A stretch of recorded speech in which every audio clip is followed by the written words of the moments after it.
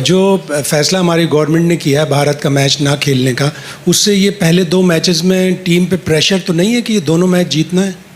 नहीं, बिल्कुल ऐसा प्रेशर वैशर तो नहीं है, क्योंकि आप जब भी किसी ICC टूर्नामेंट में आते हैं तो आपको ऑलमोस्ट अपने सारे गेम्स ही जीतने होते हैं। और हम भी इसी तरह यहाँ आए थे जब, तो हमको यही था कि हम सारे गेम्स जीतेंगे, सारे गेम्स में अपना बेस्ट देंगे। ऐसे ही हम जो गेम्स खेलेंगे उसमें भी इंशाल्लाह अपना बेस्ट देने की कोशिश करेंगे। सर 2009 में पाकिस्तान टीम ने इस मेगा इवेंट में कामयाबी हासिल की थी। उसके बाद अब आपकी तैयारी कैसी है? अब आप क्या समझते हैं कि इस इवेंट में अब आपकी क़यादत में टीम कैसी कारकर्दगी दिखाएगी ताकि एक दफ़ा फिर कौम को खुशी मिल सके जो आपकी क़यादत में टीम को रिदम मिला है? बिल्कुल 2009 में मुझे अच्छी तरह याद है, मैं काफ़ी छोटा था, लेकिन काफ़ी अर्सा ही हो गया अभी तो।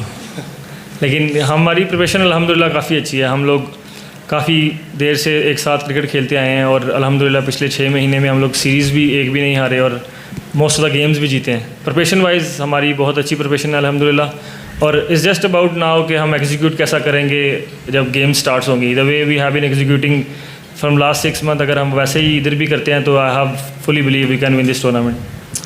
सलमान, जब से आपने 3 नंबर पे बैटिंग स्टार्ट की है तो एक डिफरेंट सलमान अली आगा हमें नज़र आए हैं, तो आप इस वर्ल्ड कप में इसी नंबर पे कंटिन्यू करेंगे या अपने आप को फिर फ्लेक्सिबल रखेंगे? नहीं, मेरे ख्याल से अभी 3 नंबर पे काफ़ी अच्छा चल रहा है, तो चेंज करने की ज़रूरत नहीं है। I will bat 3।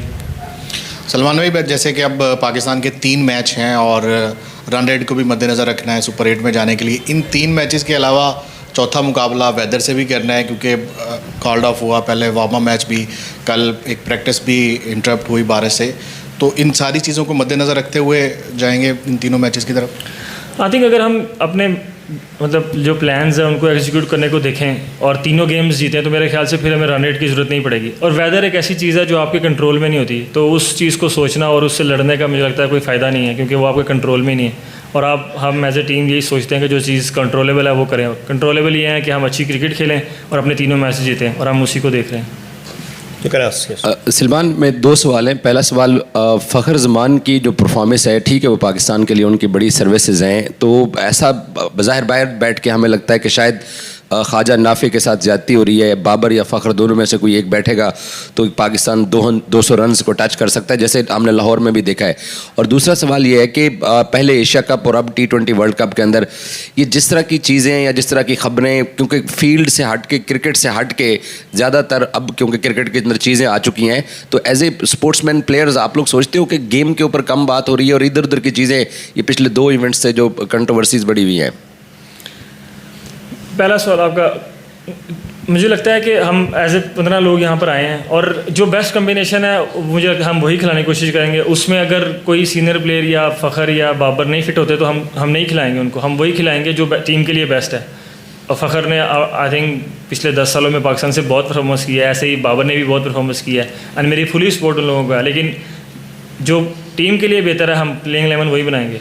और दूसरा, आई थिंक बहुत अच्छा सवाल है आपका ये कि जो अभी 2 इवेंट हो गए हैं उनमें अभी जैसे ये इवेंट स्टार्ट ही हुआ है, तो क्रिकेट से ज़्यादा मतलब प्रेस कॉन्फ्रेंस में भी आते हैं तो क्रिकेट से ज़्यादा दूसरे सवाल ज़्यादा होते हैं, जो कि मुझे लगता है अच्छी चीज़ नहीं है, क्योंकि हम यहाँ पर एज ए स्पोर्ट्समैन आते हैं और क्रिकेट की बात ही करने आते हैं, क्रिकेट खेलने ही आते हैं, तो चीज़ें वहाँ तक ही रहे तो ज़्यादा अच्छा है। अगर हम एज अ टीम और एज अ इंडिविजुअल कोशिश करते हैं कि इन चीज़ों को अपने ऊपर हावी ना होने दें और इन चीज़ों को ज़्यादा देखें नहीं, सोचें नहीं, क्योंकि अगर आप इन चीज़ों को जितना अवॉइड करेंगे आपके लिए उतना ही अच्छा है और आपकी गेम के लिए भी।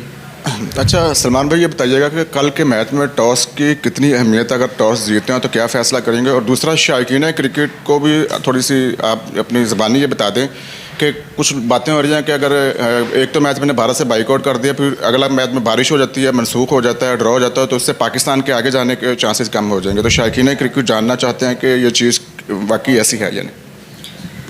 मतलब मैं अभी पहले भी आंसर कर चुका हूँ कि वेदर हमारे कंट्रोल में ही नहीं है। एक चीज़ हम कंट्रोल ही नहीं कर सकते, तो उसके बारे में मुझे लगता है बात करना और उसके बारे में एज ए टीम हम इस बारे में बात ही नहीं करते। और जो चीज़ कंट्रोल में नहीं है उसको कंट्रोल करने का कोई फ़ायदा नहीं है। और हम यही सोचते हैं कि हमको जो 3 मैच है वो जीतने कैसे हैं। अब वेदर कैसे रहेगा कैसा नहीं रहेगा उससे हमको डील करना है, लेकिन हम उसके बारे में सोचते नहीं हैं ज़्यादा।